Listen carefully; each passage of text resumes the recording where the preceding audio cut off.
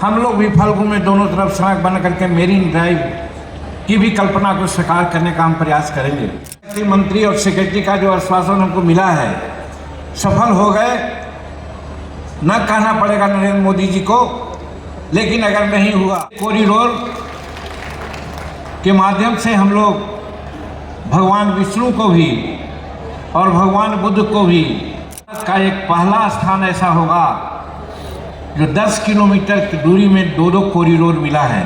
40 वर्ष के राजनीतिक जीवन में एक कार्य पद्धति रही है कि पहले मैं कुछ बोलता नहीं, पानी लाएंगे, घोड़ा घाट में गिराएंगे और बीथो के नज़दीक बांध बांधेंगे। एक मुहाने और दूसरा निरंजना। निरंजना का पानी के बारे में बताया जाता है कि वो गंगा से भी पवित्र है। सबसे लब्ध प्रतिष्ठित ख्याति प्राप्त प्रधानमंत्री अटल बिहारी वाजपेयी जी को याद करते हैं, जिन्होंने इस महोत्सव का शुरुआत किया और तब से हम लोग उनके चरण चिन्हों पर आज बौद्ध महोत्सव मना रहे हैं। भाइयों बहनों, देवियों सज्जनों, बौद्ध महोत्सव हम मनाते हैं, मनाना भी चाहिए। नया जोश के साथ, नए सिद्धांत और विचारों के साथ आगे बढ़ने में हमें बहुत सहयोग मिलता है, हम कुछ सीखते हैं। लेकिन पता नहीं मेरे दिमाग में कुछ बातें ऐसी आती है कि हम जो एक कहानी सुनी थी, शिकारी आएगा दाना डालेगा, लोभ में फंसना नहीं। अब वास्तव में जब शिकारी आया तो यही गीत गाते गाते सभी चिड़ियाँ जाल में फंस गए। कमोबेश आज यही लगता है मुझे। बौद्ध महोत्सव बनाते हैं, भगवान बुद्ध को स्मरण करते हैं, लेकिन क्या कभी हम सोचते हैं कि भगवान बुद्ध ने जो मुझे सिद्धांत दिया, जो हमको सिखाया, उस कदम पर क्या हम चल रहे हैं? आज 21वीं शताब्दी में हम लोग हैं। सामाजिक समरसता, अहिंसा की बात, विश्व बंधुत्व, ये सारी बातें अगर हम सोचते हैं उस ओर, तो लगता है कि हम लोग कहीं दूसरे रास्ते पर भटक रहे हैं। और यही कारण है कि आज जात पात, ऊंच नीच और क्या क्या अनेक प्रकार के गंदगियों के सहारे हम लोग आज चल रहे हैं। और फिर भगवान बुद्ध ने कहा था, बुद्धं शरणं गच्छामि, संघं शरणं गच्छामि, और उसके अलावे धम्मं शरणं गच्छामि की बात कही थी। आज इसी चीज़ को अगर हम जोड़ते हैं तो सबसे पहला उन्होंने हमको सीख देने का काम किया था, वो बुद्धं शरणं गच्छामि का मामला था और वो शिक्षा का मामला था। और शिक्षा के संबंध में अगर हम आज सोचते हैं तो लिटरेसी रेट हमारा बढ़ता जा रहा है, डिग्रियां बढ़ती जा रही हैं, लेकिन जो शिक्षा का वाकई उद्देश्य होना चाहिए उससे कहीं हम लोग भटक रहे हैं। तो आज भगवान बुद्ध को जब हम याद करते हैं तो हमको शिक्षा के संबंध में जो भगवान बुद्ध ने कहा था उसको मानना चाहिए, करना चाहिए। और उसी के बाद आगे जाकर के हमारे डॉक्टर भीमराव अंबेडकर साहब ने भी शिक्षा पर बल देते हुए उन्होंने कहा था, कॉमन स्कूलिंग सिस्टम होनी चाहिए, सबके लिए शिक्षा समान होनी चाहिए। और यहाँ तक उन्होंने कहा था कि शिक्षा शेरनी का दूध होता है, जो शेरनी का दूध पीता है गरजता है, उसी प्रकार से शिक्षा ग्रहण करता है वो गरजता है। लेकिन आज करीब करीब 79 ईयर स्वतंत्रता का हमें बिता लिया, लेकिन आज समाज में देखते हैं तो कुछ ही लोग पढ़े लिखे लोग हैं। साक्षर की बात करते हैं तो 80% साक्षरता की बात हम करते हैं, लेकिन वो हस्ताक्षर करते हैं 3 इंची में, उसको हम लोग साक्षर नहीं कर सकते, लेकिन कह रहे हैं। और शिक्षा में एक बात आई थी, कबीरदास ने भी कहा था कि पोथी पढ़ पढ़ जगमुआ, पंडित भया न कोई, 2.5 अक्षर प्रेम का पढ़े सो पंडित होए। यही प्रेम की शिक्षा भगवान बुद्ध ने हम लोगों को देने का काम किया था। लेकिन आज अन्य जीव जंतुओं के साथ जो प्यार प्रेम होना चाहिए वो तो अलग बात है, प्रकृति के साथ हमारा प्रेम और सौहार्द होना चाहिए वो अलग बात है। आज मनुष्य से भी हम लोग प्यार और सम्मान नहीं करते हैं। तो यही मेरा कहना है, मेरे दिल में यही कसक है कि हम लोग 1998 से बौद्ध महोत्सव मना रहे हैं, भगवान बुद्ध का दर्शन तर्पण सब कुछ करते हैं, लेकिन अपने जीवन में उनके बताए हुए मूल्यों को आत्मसात नहीं करते हैं, कर देते हैं और अपने लोभ में किसी को नहीं समझ पाते हैं। इतना मेरा कहने का मतलब सिर्फ यही है कि जिस मानवता का, बंधुत्व का, सह-अस्तित्व की बात भगवान बुद्ध ने की थी, आज उसको समझने की ज़रूरत है और अपने जीवन में उसको उतारने की ज़रूरत है, लेकिन शायद ऐसा न कर रहे हैं। तो हम कहना चाहते हैं कि गले मुर्दे को उठाने से कोई फायदा नहीं, let be gone be by gone का सिद्धांत मान करके कहना चाहते हैं कि कम से कम अब से हम भगवान बुद्ध के जो वाकई सीख थे उसको हम जीवन में उतारने का प्रयास करें, जिससे कि हम बच सकें, मानवता बच सके और विश्व बच सके। और नहीं तो आज परिस्थितियां ऐसी आ रही है, हमारा पृथ्वी का अस्तित्व खत्म होगा, ऐसा कहीं लग रहा है।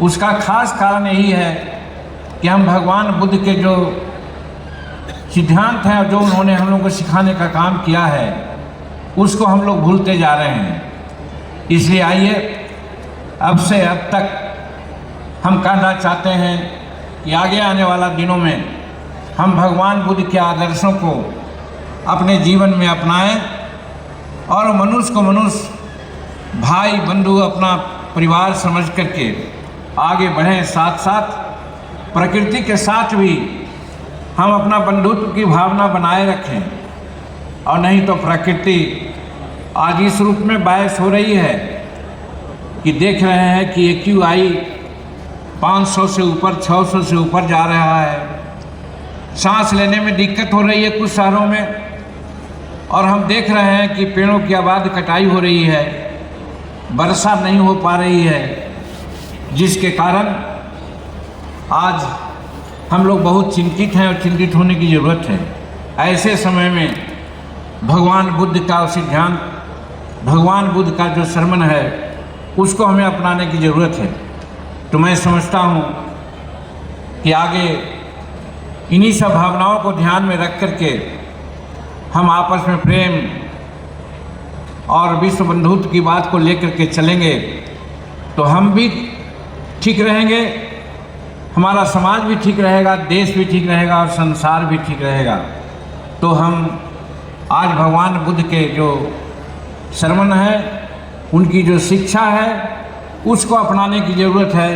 आज के दिन में मैं ये कहना चाहता हूँ, हमारे सामने भाई अरविंद जी ने और कुछ साथियों ने कुछ प्रश्न उठाए हैं। हम नहीं जाना चाहते थे उसके संबंध में, लेकिन जब बात उठी है तो हम आपके जानकारी के लिए कहना चाहेंगे। बात सही है कि ये जो हमारी फल्गु नदी है, जो नदियों, 2 नदियों के संयोग से वो बड़ी है आगे, एक मुहाने और दूसरा निरंजना। निरंजना का पानी के बारे में बताया जाता है कि वो गंगा से भी पवित्र है, लेकिन आज वो सूखी हुई है।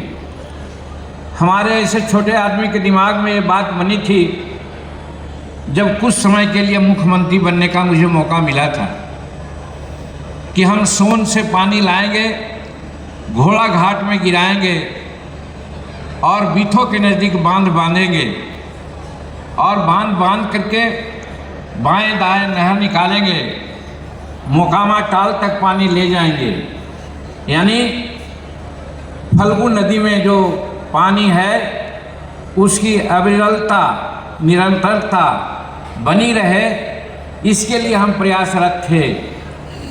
और आज हमको खुशी हुई है, बिहार के कैबिनेट ने तय किया है कि जो 1973 में गफूर साहब जो हमारे मुख्यमंत्री थे और उस समय मध्य प्रदेश, उत्तर प्रदेश और बिहार और भारत सरकार के बीच में जो बांध सागर एग्रीमेंट हुआ था, उसमें था कि हमको पानी मिलना चाहिए था।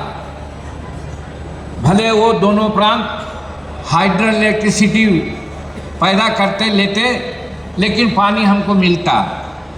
अभी तक लोग चुप थे, लेकिन अभी देखा है 10 दिन पहले 15 दिन पहले की बात बनी है कि हम बांध सागर योजना का पानी लेंगे। तो चूंकि अब 2 राज्य हमारा हो गया है, झारखंड और बिहार, तो शायद 3 हिस्सा पानी हमारा झारखंड में जाएगा, लेकिन 7 हिस्सा पानी हम बिहार में लेंगे। तो अब हमको ऐसा लगता है कि पानी को इंद्रपुरी में पोर करके और मात्र 38 किलोमीटर नहर बना करके हम घोड़ा घाट में पानी गिराएंगे और बीथो के नज़दीक बांध बांधेंगे। इसके लिए भारत सरकार के जल शक्ति मंत्री से 2 बार हमारी मीटिंग हुई है। उनके जो सचिव हैं बहुत इंटरेस्ट ले रही हैं, महिला हैं, हम धन्यवाद देते हैं। और उन्हें आश्वासन दिया है कि माननीय जी हम इसको देखेंगे। तो हमको ऐसा लगता है, अरविंद जी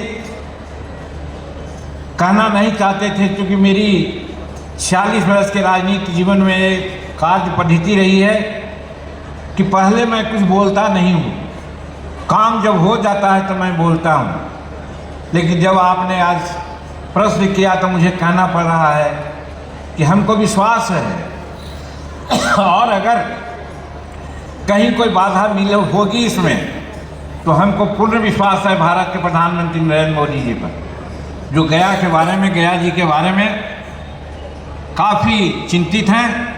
और यही कारण है कि उन्होंने 2 कॉरिडोर बोध गया और विष्णुपद को दिया। बनारस को जब कॉरिडोर दिया था तो उस ओर उनको ध्यान दिया था चुनाव में हमने, तो उन्होंने 2 कॉरिडोर दिया। और शायद भारत का एक पहला स्थान ऐसा होगा जो 10 किलोमीटर की दूरी में 2 कॉरिडोर मिला है। एक कॉरिडोर के माध्यम से हम लोग भगवान विष्णु को भी और भगवान बुद्ध को भी याद करने में मदद हम लोग करेंगे। साथ साथ जो दक्षिणी बिहार की सूखी धरती है, प्यासी धरती है, और उत्तरी बिहार में जो बाढ़ की विभीषिका है, हम कुछ हद तक पानी को डाइवर्ट करके उत्तरी बिहार के बाढ़ को भी थोड़ा कम करेंगे और दक्षिणी बिहार के सुखाड़ को भी हम दूर कर करके निरंजना या मुहाने नदी से बना फल्गु नदी में पानी देंगे और वहाँ बराज या बियर बना करके दोनों तरफ नहर निकाल करके हम इसको अविरल धारा बनाएंगे। बहुत अच्छा माननीय नीतीश कुमार ने किया कि गंगा जल का पानी हम गया वासियों को देने का काम किया। लेकिन सुनने में आता है, पानी वहाँ देखते हैं हम, जो फल्गु का बालू था वो बालू में मिट्टी हो गया है और शायद अगर पानी सूख जाएगा तो 2 फीट 3 फीट 4 फीट मिट्टी बोध गया से लेकर के डबल बांध तक के उठाने की ज़रूरत होगी। मैं समझता हूँ कि इसमें थोड़ा सा दिक्कत महसूस होगी प्रशासन को भी और काम भी समय लगेगा। लेकिन यदि जल शक्ति मंत्री और सेक्रेटरी का जो आश्वासन हमको मिला है सफल हो गए, न कहना पड़ेगा नरेंद्र मोदी जी को। लेकिन अगर नहीं हुआ तो चूँकि गया जी की महान धरती, महान मतदाताओं ने हमें अंतिम समय में एक मौका दिया है सांसद बनाने का, तो मैं इसके लिए प्रधानमंत्री जी से भी प्रार्थना करूंगा और ये पानी को लाऊंगा। और फल्गु में जो कहा जाता है कि आज गंगा में आज वहाँ पर दोनों तरफ सड़क है, हम लोग भी फल्गु में दोनों तरफ सड़क बन करके मेरीन ड्राइव की भी कल्पना को साकार करने का हम प्रयास करेंगे। और अभी तक एक अस्पताल की बात आई है, हम थोड़ा सा इसमें चूक गए हैं। एक प्राइवेट आदमी ने हमको कहा था कि हमको 200 एकड़ ज़मीन दीजिए, हम एक बहुत बड़ा अस्पताल आपके यहाँ बोधगया में खोलना चाहते हैं। तो हमको झटका लगी है इस बात से कि एक टेक्नोलॉजी सेंटर के लिए हमको भटकना पड़ा 20 एकड़ ज़मीन के लिए, 4-5 जगह उसके लिए मिला प्रस्ताव, लेकिन अंत में हमको खिजरसराय में ले जाना पड़ा। शायद लोग यही कहेंगे खिजरसराय जीवनचंद मांझी का जन्म स्थान है इसलिए खिजरसराय ले गया। हम खिजरसराय नहीं ले जाना चाहते थे, लेकिन इसी बात से डर करके हम 200 एकड़ ज़मीन की बात आई तो हम घबरा गए। और वो जो इन्वेस्टर था कहा था कि मल्टी हॉस्पिटल जो होता है, स्पेशलिस्ट हॉस्पिटल होता है, वो हम खोलेंगे। लेकिन पुनः जब बात आई है तो हम अगला ही कैबिनेट में माननीय स्वास्थ्य मंत्री जी के समक्ष इस बात को रखूंगा कि बोधगया में एक निश्चित रूप में सुपर स्पेशलिस्ट हॉस्पिटल बने। हम डीएम साहब से अनुरोध करेंगे कि ज़मीन की बात होगी 50 एकड़ या 100 एकड़, इसमें हमको मदद करेंगे, हम बाद में विचार विमर्श करेंगे तो हॉस्पिटल की भी बात आएगी। और यहाँ पर पर्यटकों को बहुत दिक्कत होती थी, खास करके विदेशी पर्यटकों का। आज वो अपना एयरलाइंस लेकर के आते हैं, लेकिन जनरली गया जी तक आ जाते थे और यहाँ उनको गाड़ी से, ट्रक से, टेम्पू से आना पड़ता था। भारत सरकार के मंत्री से अनुरोध किया तो आज इंडियन एयरलाइंस की एक उड़ान चल रही है, उसमें अभी कल परसों हम उसकी एक बैठक कर रहे थे तो मालूम हुआ कि मार्च तक ही उसका लाइसेंस है। हम उस एयरलाइंस को भी मार्च नहीं, अगले मार्च तक चलाने के लिए हम प्रयास करेंगे और बात करेंगे। और शायद आपको ये भी मालूम है कि 26 से 27 मार्च से एक इंडिगो की भी उड़ान यहाँ पर आने वाली है, जिससे लोगों को आने जाने में सुविधा होगी। और पर्यटक का जहाँ तक सवाल है पर्यटन का, तो हम कहना चाहते हैं, अभी ज्ञान और मोक्ष की धरती की बात हमारे अरुण शंकर बाबू कर रहे थे, तो हम ध्यान आकर्षित करना चाहते हैं कि गया एक ऐसी धरती है गया जी की जहाँ अनेकों संभावनाएं हैं, जिसका नाम आपने बाहर का लिया, गया में भी है, उसको आगे बढ़ाने की ज़रूरत है। तो विष्णुपथ और हमारा बोधगया तो आगे बढ़ रहा है, बढ़ते जा रहा है, लेकिन इसके बाद हमारा तपोवन है, हमारा बैजू स्थान है, हमारा हराई स्थान है।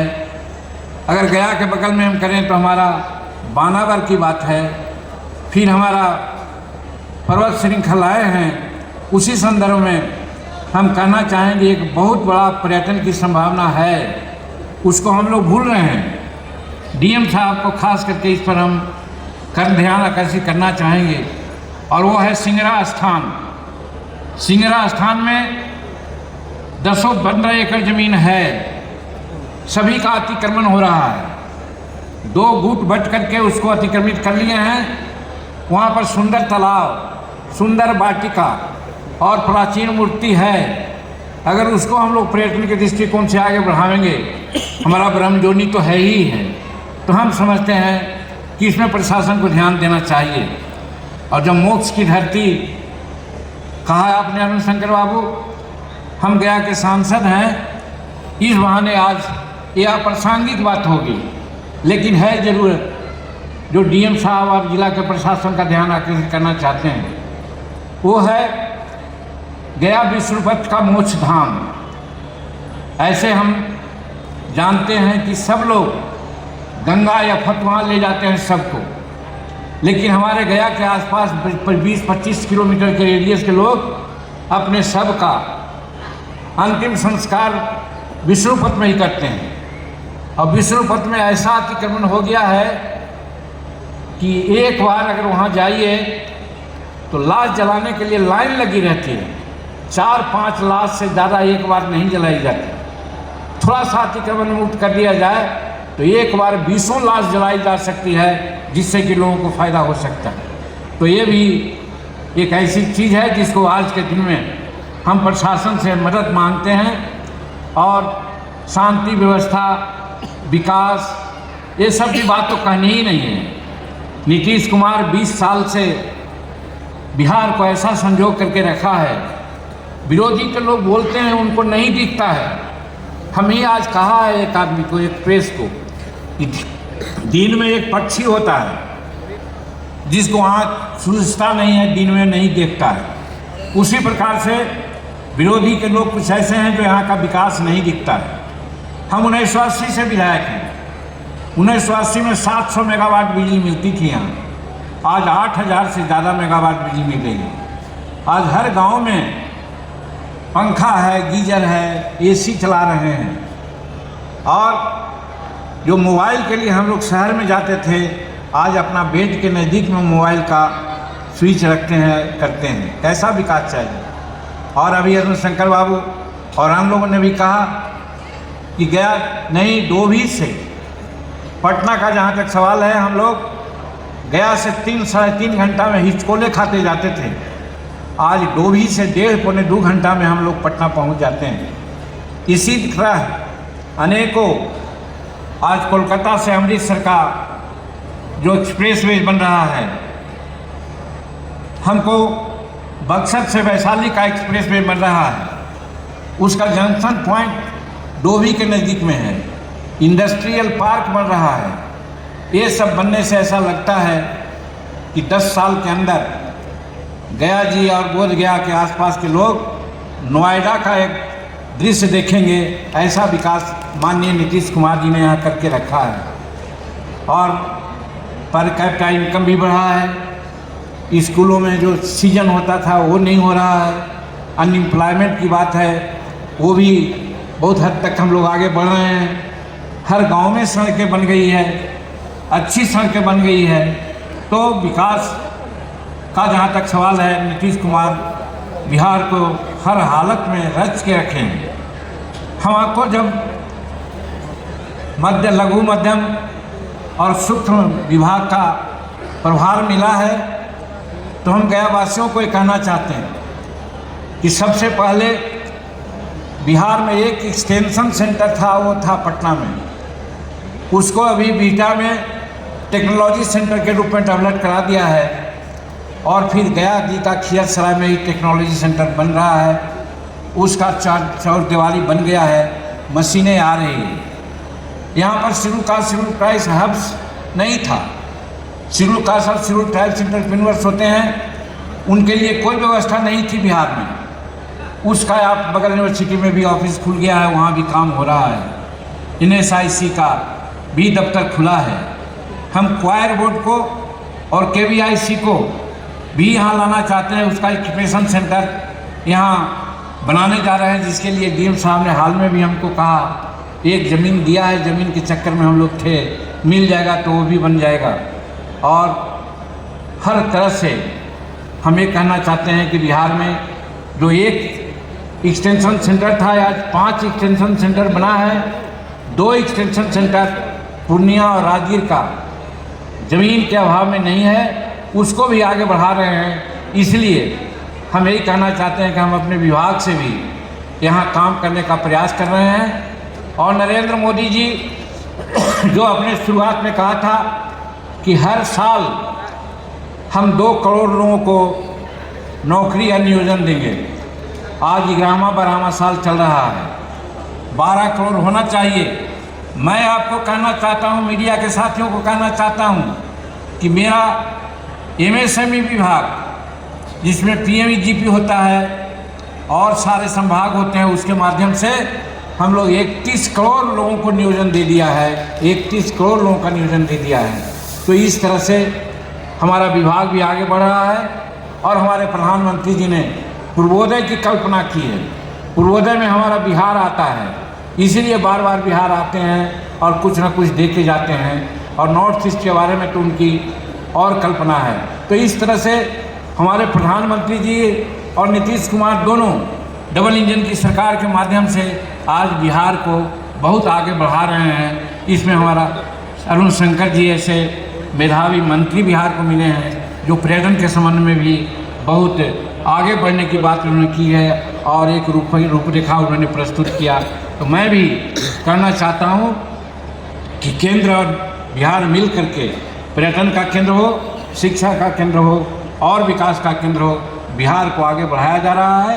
लेकिन पहली बात पर फिर मैं आता हूँ कि भगवान बुद्ध के जो सिद्धांत थे, श्रवण थे, सीख थे, उसको अमली जमा पहुँचाने की ज़रूरत है, आचरण में लाने की ज़रूरत है।